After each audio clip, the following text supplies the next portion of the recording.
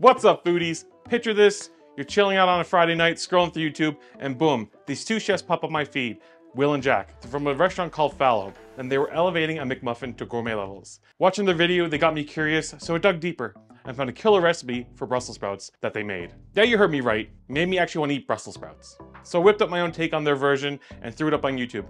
You can find the link in the description below if you want to check it out. After spending all night binge watching their stuff, I knew I was hooked, and I had to check out the joint.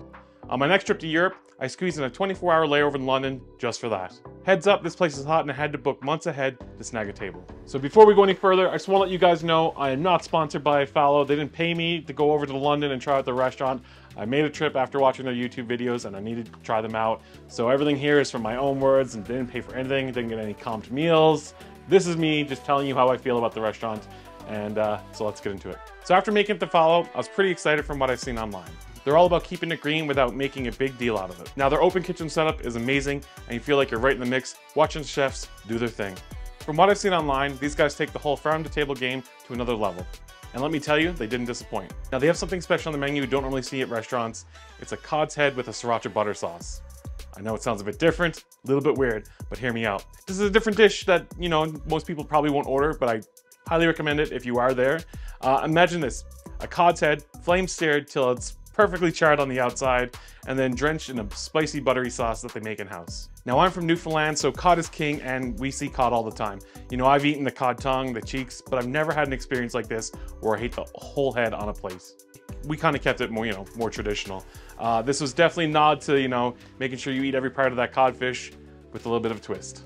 Up next was the mussels. They had a cool little trick. Their mussels were served up on a thick slice of their in-house sourdough bread, catching all that rich butter bacon sauce coming from the mussels.